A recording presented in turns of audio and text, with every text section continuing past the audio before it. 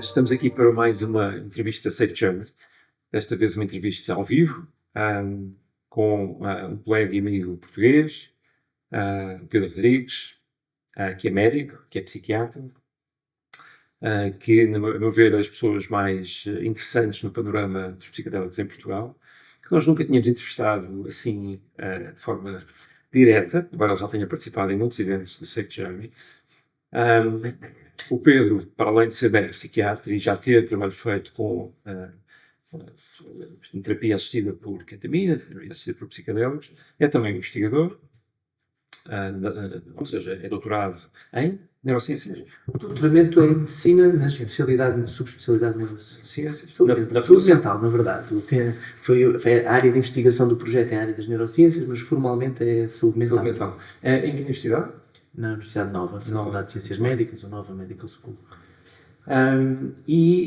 Tem também outras qualidades. É alguém que comunica muito bem, e isso é muito importante numa fase em que ainda há muito algum desconhecimento, às vezes alguma confusão de conceitos. É também uma pessoa que pensa muito bem, pensa bem os assuntos relacionados com os psicodélicos, tem uma visão geral acerca do tema, e é boa pessoa, é meu amigo, e é sempre bom estar com os amigos e com pessoas de quem estamos, e por isso vamos iniciar esta entrevista a propósito da publicação iminente de um livro que o Pedro escreveu sobre psicodélicos, Reveladamente, já lá vamos, mas também vamos aproveitar para falar deste tema mais em geral e também do futuro, até porque o Pedro Rodrigues vai se mudar para Londres, muito em breve, para juntar-se a uma equipa com quem já tem colaborado no Imperial College London, uma das universidades ou uma das organizações ou instituições mais importantes nesta área. Mas vamos começar pelo início. Vamos conhecer melhor o Pedro, um pouquinho melhor o Pedro. E a pergunta seria como é que no teu percurso como pessoa, na tua chegada à idade adulta, ou mesmo antes, como é que foi a tua entrada no mundo dos psicodélicos, nomeadamente o teu interesse por quereres estar ligado a esta área, investigar esta área, profissionalmente acabaste por ficar ligado a isto. Como é que se chegou de um jovem adolescente ali na margem sul, se não me engano? Sim. Como é que se chegou a esta... É uma vida em que hoje em dia é muito dedicada a este tema. Bom, obrigado por tantas palavras boas para começarmos. Então, como é que este meu interesse começou? Bem, eu na verdade, e tocaste aí no tema do livro, eu tento explorar um pouco isso no livro, embora não apenas uma pequena referência, mas eu acho que talvez parte do meu interesse derive de algo que é uma experiência comum que todos temos quando entramos na adolescência, que é a relação que a sociedade em geral, e neste caso muitas vezes transmitida pelos nossos pais, em relação às substâncias, em relação às drogas, não é? E eu falo disto no livro porque, do que eu me lembro, o primeiro contacto que eu tive com a expressão drogas, por exemplo, foi através do meu pai, que me disse: não as uses, tem cuidado, são coisas perigosas. Uma perspectiva que eu entendo perfeitamente, porque o meu pai, tal como a maioria das pessoas na nossa sociedade, cresceu num ambiente proibicionista, num ambiente da guerra às drogas, e no caso de Portugal presenciou, fim dos anos 80, anos 90, o flagelo e o problema que tivemos cá com uma substância específica, uma droga específica, neste caso a heroína, e no caso dele, ele lidou pessoalmente com um amigo que teve problemas graves com a heroína, levou várias vezes com overdoses para o hospital, e isto marcou muito, não é? Marcou muito, e ele fez aquilo que muitas pessoas fazem, que é colocar a maioria das drogas e das substâncias no mesmo saco, como sendo todas perigosas. E, portanto, foi com o intuito protetor que ele me transmitiu essa mensagem.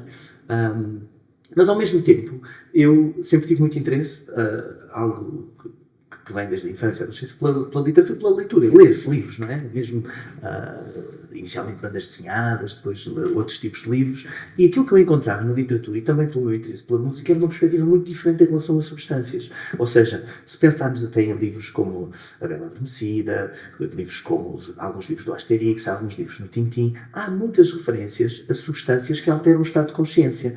Umas podem ser consideradas psicodélicas, outras não, mas a ideia de que uma simples molécula, uma substância, pode alterar a forma como nós percepcionamos o mundo e a nós próprios, foi uma coisa que desde muito cedo me fascinou, não é? Como é que uma molécula pode alterar tudo aquilo que nós imaginamos, percebemos e compreendemos em relação ao mundo, não é? E, portanto, essa curiosidade já vem desde muito cedo. Mas eu diria que um evento também algo que foi acontecendo na minha vida e que foi importante para depois me dedicar mais a esta área, foi o facto de, ou seja, este interesse por moléculas que podem alterar o estado de consciência foi algo que foi uma das coisas que me fez seguir psiquiatria, porque já depois de ter entrado em medicina percebi que era uma área onde, por um lado, se tocavam aqui em temas que me fascinavam, ou seja, esta mistura entre aquilo que é ciência e aquilo que é as humanidades, não é? A literatura, a música, a arte, a filosofia, tudo isso faz classicamente parte da psiquiatria. É algo que talvez hoje em dia possa ser um bocadinho mais desvalorizado, mas foi algo que eu tive contacto através da pessoa que foi a minha orientadora de formação, a doutora Paula Nunes, de quem já falei algumas vezes noutros contextos, que faleceu o ano passado, mas que quando eu entrei na especialidade de psiquiatria há 15 anos, tinha a particularidade de nunca... ela era, para além de psiquiatra, psicanalista, portanto psicoterapeuta, que era essa a sua principal paixão, e ela, em vez de me dar livros sobre ciência, sobre farmacologia, sobre psiquiatria, aquilo que ela me dava para ler era literatura. Livros de Humberto Eco, livros de Michel Tournier, e às vezes livros cómicos, Hitchhiker's Guide to the Galaxy. E eu demorei algum tempo a perceber o porquê de ser isso que ela me dizia para ler. Mas mais tarde fui refletindo e falando com ela e percebi que, de facto, isto tem a ver com o facto da psiquiatria, e vamos chegar aos psicodélicos precisamente por isto, a psiquiatria ser uma disciplina que está precisamente aqui na fronteira entre aquilo que é as ciências naturais, não é? E que nos permite observar e estudar as doenças em si, mas no campo de estudo da psiquiatria é aquilo que é a nossa experiência consciente, a experiência que a pessoa, que o paciente nos transmite, não é? E essa experiência consciente só pode ser transmitida através de palavras. Nós só temos acesso ao mundo interno da pessoa com quem nós estamos em consulta através da descrição que ela nos faz desse mundo interno. E se pensarmos, não é, sobre isto, a literatura, a arte, a música, são formas também da pessoa transmitir o seu mundo interno. E, portanto, é precisamente pela psiquiatria estar na fronteira entre este lado mais científico e este lado mais das humanidades, que quando eu comecei a perceber, já numa fase, eu diria já, o meu interesse pela investigação em psicodélicos acaba por aparecer já no final do meu doutoramento.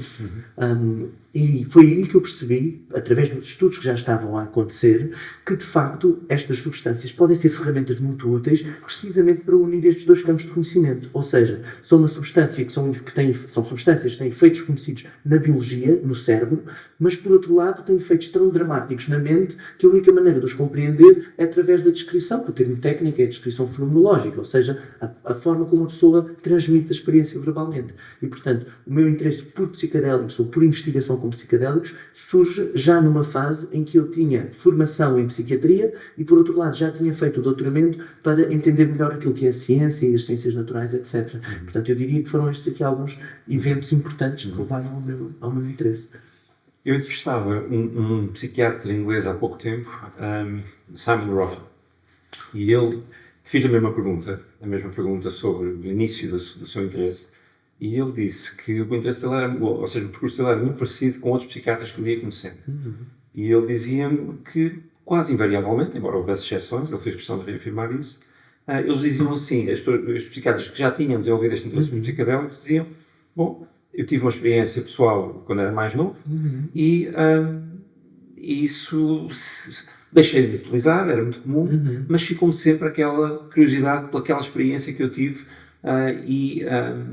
e hoje volto a essa questão, volto a esse interesse agora de outra maneira. Como é que tu vês esta questão eu posso falar de outra experiência que tenho, que é em congressos, em sítios onde eu habitualmente encontro especialistas nesta área, investigadores e clínicos também, é muito frequente, para não dizer a grande maioria deles, tem experiência pessoal. Como é que tu vês esta questão da importância, ou não, de neste caso um clínico, porque tu és um psiquiatra, embora também sejas um investigador, podes abordar como quiser, ter experiência pessoal com estas substâncias tão especiais? É uma pergunta muito interessante. Eu acho que quando estamos a falar de substâncias que alteram o estado de consciência, no fundo, qualquer psiquiatra, na minha opinião, à partida, para ser um bom psiquiatra, tem que ter curiosidade pela mente, não é? Com isso não quer dizer que todos os psiquiatras o tenham, mas isto é a minha opinião pessoal. Acho que a curiosidade pela mente é aquilo que faz um bom psiquiatra, não é? E a curiosidade pelas relações humanas, etc, etc. Ora, quando esta área de interesse ou esta área de investigação começa a ressurgir, não é? Depois de já ter sido interrompida, um tema aqui importante, e que já tinha surgido nos anos 50 ou nos anos 60, era, e é ainda, não é? Se os clínicos ou os investigadores nesta área têm de ter experiência pessoal com estas substâncias. Na minha opinião, a experiência pessoal pode enriquecer o seu contributo, mas não acho que deva ser obrigatória. Porquê? Porque, por um lado, existem outras formas de atingir estados alterados de consciência com características semelhantes. A meditação é um exemplo, embora requeira muito tempo de prática. A respiração holotrópica é outro exemplo de uma técnica que foi desenvolvida para encontrar estes estados alterados de consciência e, portanto, acho que, por vezes, em alguns investigadores, e isto às vezes é uma opinião que surge, pode haver um excesso de, e até há alguns sítios em que se fala de formação, em dizer que isso é obrigatório. Eu acho que isso não deve ser obrigatório. Acho que é algo que pode ser enriquecedor para algumas pessoas, e aí a partir da perspectiva, neste caso, do Max Wolf, que esteve aqui também do psicoterapeuta Max Wolf, que esteve aqui numa entrevista há algum tempo, que acha que a experiência pessoal com psicodélicos não deve ser considerada uma obrigatoriedade. Eu concordo com isto, mas acho que pode ser algo enriquecedor. Agora, essa história de vida que estás a partilhar sobre psiquiatra, que é comum em relação a vários psiquiatras, não é exatamente a minha. Eu não tive uma experiência transformadora com psicodélicos quando era adolescente.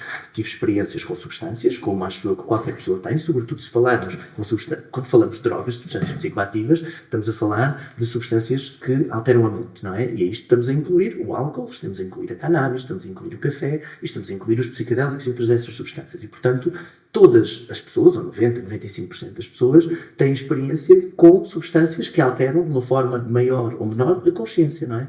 E, portanto, todas essas experiências que eu fui tendo enriqueceram, acho eu, no sentido de me darem oportunidades de conhecer ou de experienciar aquilo que eu estava a dizer que me fascinava, não é? Como é que uma molécula, podemos falar do álcool, podemos falar do café, podemos falar do DNA, podemos falar de qualquer substância que altere o estado de consciência.